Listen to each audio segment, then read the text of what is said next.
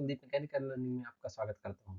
आज के इस वीडियो में हम जानेंगे स्पेसिफिक वॉल्यूम के बारे में, जो कि फ्लूइड्स की एक प्रॉपर्टी होती है। इसके साथ ही हम इसमें कुछ न्यूमेरिकल क्वेश्चंस के बारे में जानेंगे, जो कि विस्कोसिटी और स्पेसिफिक वॉल्यूम से रिलेटेड है। स्पेसिफिक वॉल्यूम यानी कि विशिष्ट आयतन। विशिष्ट आयतन क्या होता है? स्पेसिफिक वॉल्यूम बेसिकली जो स्पेसिफिक वॉल्यूम होता है वो क्या होता है कि एक यूनिट मास द्वारा कितना वॉल्यूम लिया गया है, या एक यूनिट मास द्वारा कितना वॉल्यूम ऑक्यूपाइड किया गया है किसी फ्लूइड में, तो इसका जो रेशियो होता है वो कहलाता है स्पेसिफिक वॉल्यूम। या इसी को हम समझ सकते हैं कि पर यूनिट मास में कितना वॉल्यूम है, ये क्या कहलाता है? Specific volume. Specific volume basically जो होता है वो रेसिप्रोकल यानी कि व्युत्क्रम होता है डेंसिटी का। यानी कि अगर हम 1/, स्पेसिफिक वॉल्यूम लिखेंगे तो डेंसिटी आ जाएगा, और अगर 1/, डेंसिटी लिखेंगे तो स्पेसिफिक वॉल्यूम आएगा। इस प्रकार जो स्पेसिफिक वॉल्यूम होता है वो क्या होता है? Specific volume is equal to volume of fluid upon mass of fluid, यानी कि small v is equal to capital V upon m, जिसमें से स्मॉल v जो है वो है स्पेसिफिक वॉल्यूम, कैपिटल V है volume of fluid, small m है मास ऑफ फ्लूइड। इसी को आगे सॉल्व करने पर क्या आता है? Small v is equal to 1/, small m upon capital V। अब ये जो स्मॉल m अपॉन v यानी मास अपॉन वॉल्यूम है, mass upon volume is equal to क्या होता है? रो होता है, यानी कि डेंसिटी। तो मास अपॉन वॉल्यूम जो है वो डेंसिटी हो गया। तो यहां से क्या आंसर निकाला कि जो small v is equal to 1/, density v होता है। अब अगर 1/, डेंसिटी करेंगे तो स्पेसिफिक वॉल्यूम आएगा, और अगर 1/, स्पेसिफिक वॉल्यूम करेंगे तो डेंसिटी आ जाएगी। दोनों रेसिप्रोकल हैं। इसकी यूनिट्स देख लेते हैं। तो जो SI और MKS सिस्टम में जो इसकी यूनिट होती हैं वो होती है मीटर क्यूब पर किलोग्राम। वहीं CGS सिस्टम में इसकी यूनिट होती है सेंटीमीटर क्यूब पर ग्राम। अब देख लेते हैं कुछ न्यूमेरिकल क्वेश्चंस। जैसे फर्स्ट क्वेश्चन है example 1, A flat plate of area 1.5 into 10 to the power 4 centimeter square is pulled with a speed of 0.4 meter second. Relative to other plate is located at distance of 0.15 mm from it. Find the force and power maintain this speed if the fluid separating is having viscosity 1 poise. यानी कि हमारे पास एक plate दिया गया है 1.5 into 10⁴ centimetre square area का, जिसको 0.4 metre पर सेकेंड से एक दूसरे प्लेट से 0.15 mm की डिस्टेंस से खींचा जा रहा है। तो हमें फोर्स निकालना है और पावर निकालनी है कि इस स्पीड को मेंटेन करने के लिए कितना लगेगा, जबकि जो फ्लूइड है उसकी विस्कोसिटी दी गई है 1 poise। सबसे पहले देख लेते हैं सॉल्यूशन में गिवन क्या है। Area of plate, area of plate कितनी दी गई है? 1.5 इंटू 10⁴ सेंटीमीटर स्क्वायर, या इसको कन्वर्ट किए मीटर में तो आ गया 1.5 meter square. Speed of plate दी गई है। Speed of plate relative to other क्या दी गई है कि u या du इसको भी बोल सकते हैं, तो 0.4 मीटर पर सेकेंड, ये स्पीड हो गई। डिस्टेंस बिटवीन द प्लेट्स, दो प्लेट्स के बीच की डिस्टेंस क्या है उसको हम dy से रिप्रेजेंट करते हैं। तो dy क्या आ गया? 0.15 mm, या इसी को मीटर में कन्वर्ट किए तो 0.15 इंटू 10⁻³ मीटर। अब देखते हैं लास्ट में विस्कोसिटी कितनी दी गई है। तो विस्कोसिटी इसकी दी गई है mu is equal to 1 poise, और 1 poise को लिखते हैं 1/10 न्यूटन सेकंड पर मीटर स्क्वायर SI सिस्टम में।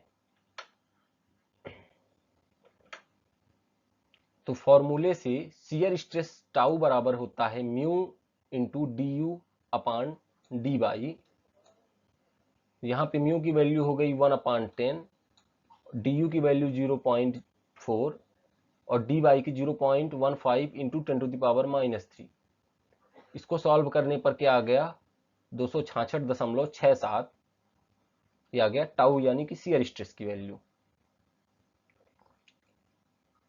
न्यूटन पर मीटर स्क्वायर में।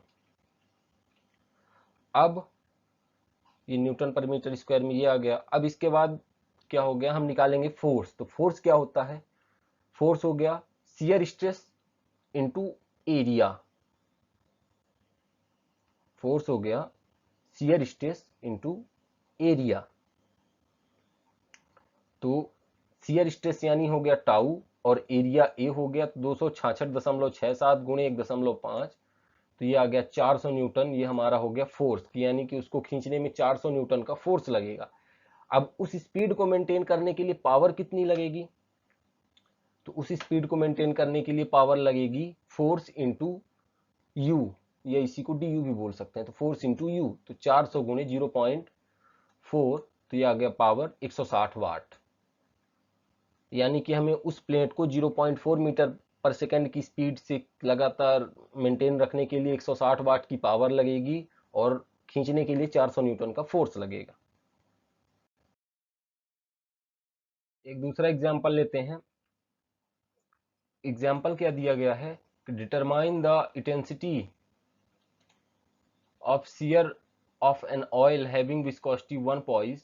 The oil is used for lubricating. The clearance between a shaft of diameter 10 cm and its general bearing. The clearance is 1.5 mm and shaft rotates at 150 rpm. यानी कि question हमारा क्या कहता है कि एक शियर स्ट्रेस को फाइंड करना है जो कि एक ऑयल का है जिसकी विस्कोसिटी है 1 पॉइस और जिसमें जो ऑयल यूज हुआ है लुब्रिकेट करने के लिए सॉफ्ट जिसका डायमीटर 10 सेंटीमीटर है और जनरल बेयरिंग के बीच में। अब अगर ये जो क्लियरेंस है मतलब जो ये ऑयल की परत है ये परत 1.5 mm मोटी है और सॉफ्ट 150 आरपीएम पे रोटेट कर रहा है, तो हमें शियर स्ट्रेस फाइंड करना है कि कितना शियर स्ट्रेस है। तो सबसे पहले सॉल्यूशन में देखते हैं दिया क्या है। तो विस्कोसिटी दी गई है म्यू, विस्कोसिटी है 1 poise. 1 poise is equal to 1/10 newton second पर मीटर स्क्वायर। ये विस्कोसिटी हो गई। डायमीटर है सॉफ्ट का, D is equal to 10 centimetre या 0.1 मीटर और distance between shaft and journal bearing के बीच की डिस्टेंस कितनी है, यानी कि जो क्लियरेंस है, क्लियरेंस कितना है 1.5 mm या 1.5 इंटू 10⁻³ मीटर।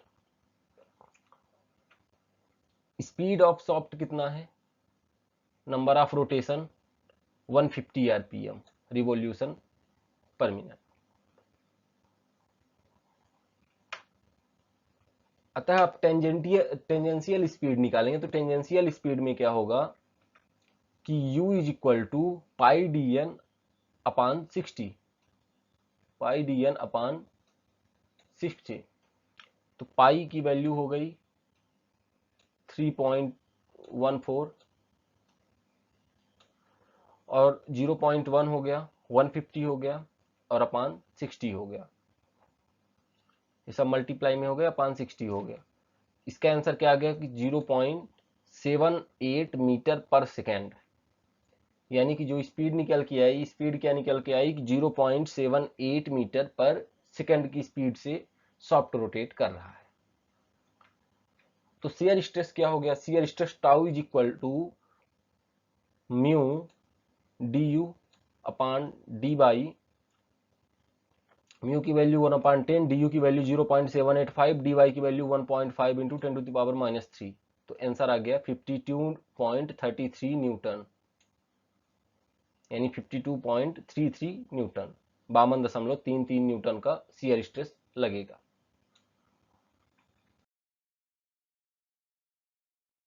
एक अगला एग्जांपल देख लेते हैं जो थोड़ा डिफरेंट टाइप का है। एग्जाम्पल क्या है कि determine specific gravity of fluid having viscosity 0.05 poised and kinematic viscosity 0.035 Stokes.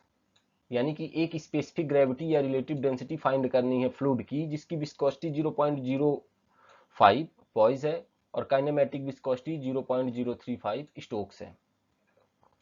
Solution में सबसे पहले हम वही देखेंगे कि दिया क्या है, तो म्यू इज इक्वल टू क्या आ गया 0.05 पॉइस, जिसको हम कन्वर्ट करेंगे एमकेएस में। तो एमकेएस में क्या हो जाएगा 0.05 अपान 98.1 किलोग्राम फोर्स सेकेंड पर मीटर स्क्वायर।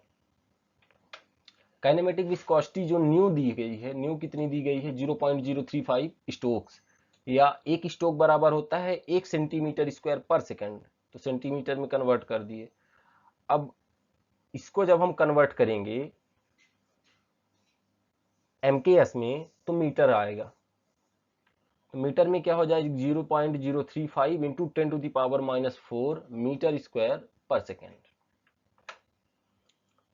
अब न्यू इज इक्वल टू क्या होता है, न्यू इज इक्वल टू होता है म्यू अपान रो, तो वैल्यू पुट कर दिए। यहाँ पे न्यू की वैल्यू है और म्यू की वैल्यू है, लेकिन रो की वैल्यू नहीं है, तो इन दोनों की वैल्यू पुट कर दिए।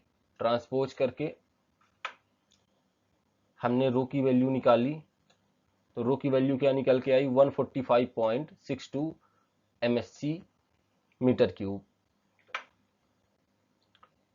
अब स्पेसिफिक वेट या वेट डेंसिटी निकालेंगे, तो वेट डेंसिटी क्या होती है, डेंसिटी इंटू ग्रेविटेशनल एक्सेलरेशन, तो density rho into gravitational acceleration G का मल्टीप्लिकेशन जब करेंगे तो वेट डेंसिटी आ जाएगी या स्पेसिफिक वेट आ जाएगा, इसी को स्पेसिफिक वेट भी बोलते हैं। तो 145.62 इंटू 9.81 इसका मल्टीप्लिकेशन करने पर क्या आ गया 1428.5 किलोग्राम फोर्स पर मीटर क्यूब। अब स्पेसिफिक ग्रेविटी या रिलेटिव डेंसिटी निकालेंगे, जिसको एस से डिनोट करते हैं। तो इसका फॉर्मूला क्या होता है कि specific gravity is equal to weight density of liquid upon weight density of water, तो 1428.5 अपान 1000 क्या निकल के आया 1.42 या फिर लगभग यस इज इक्वल टू 1.43। ये हमारा आंसर हो गया, यही हमारी हो गई स्पेसिफिक ग्रेविटी। इसी तरीके से एक और एग्जांपल देख लेते हैं। इसमें क्या है, determine the viscosity of a liquid having kinematic viscosity 6 stroke, मतलब एक लिक्विड की विस्कोसिटी फाइंड करनी है जिसमें जिसकी काइनेमेटिक विस्कोसिटी 6 स्ट्रोक है एंड स्पेसिफिक ग्रेविटी 1.9 है। सबसे पहला इसमें काइनेमेटिक विस्कोसिटी दिया गया है 6 स्ट्रोक। 6 स्ट्रोक को सेंटीमीटर में कन्वर्ट किया तो 6 सेंटीमीटर स्क्वायर पर सेकंड आ गया। देन उसके बाद इसको मीटर स्क्वायर यानी एमकेएस में कन्वर्ट किए तो क्या आ गया 6 गुणे 10⁻⁴ मीटर स्क्वायर पर सेकंड। अब स्पेसिफिक ग्रेविटी यस कितनी दी गई है 1.9, लेकिन जो स्पेसिफिक ग्रेविटी यस बराबर क्या होता है wait density of liquid upon weight density of water. तो यहाँ पे वाटर की वेट डेंसिटी हमें पता है कि 1000 होती है और लिक्विड की और स्पेसिफिक ग्रेविटी हमें पता है 1.9, लिक्विड की नहीं पता। तो हमें इसको फाइंड करने के लिए इसको वैल्यू पुट करके ट्रांसपोज कर दिए तो आ गई weight density of liquid W is equal to 1900 kilogram force पर मीटर क्यूब। अब हम निकालेंगे डेंसिटी। तो डेंसिटी क्या होती है कि डेंसिटी होती है वेट अपान ग्रेविटी, तो वेट अपान ग्रेविटी कर देंगे तो डेंसिटी आ जाएगा स्पेसिफिक वेट अपान ग्रेविटी। तो 1900 अपान 9.81 तो आ गया 193.68 MSc पर मीटर क्यूब। अब यहाँ पे जो काइनेमेटिक विस्कोसिटी है यानी कि न्यू इज इक्वल टू क्या होता है म्यू अपान रो। अब यहाँ पे हमें म्यू की वैल्यू नहीं पता है, न्यू की वैल्यू पता है यानी काइनेमेटिक विस्कोसिटी पता है और डेंसिटी पता है, दो चीजें पता है, तो हम यहाँ से म्यू की वैल्यू फाइंड कर सकते हैं। तो हमने वैल्यू पुट कर दी। देन उसके बाद mu is equal to 6 into 10⁻⁻4 into 193.68 से मल्टीप्लाई किए तो क्या आ गया 0.116 किलोग्राम फोर्स सेकेंड पर मीटर स्क्वायर, या इसी को पॉइज में कन्वर्ट करने के लिए म्यू की ये जो वैल्यू आई है किलोग्राम फोर्स सेकेंड पर मीटर स्क्वायर में, इसमें हम 98.1 का मल्टीप्लाई कर दिए तो क्या आ गया 11.38 पॉइज, और यही हो गया हमारा विस्कोसिटी। आई होप आप इस वीडियो में प्रोवाइड की गई इंफॉर्मेशन को अच्छे से समझे होंगे। मिलते हैं नेक्स्ट वीडियो में। जय हिंद।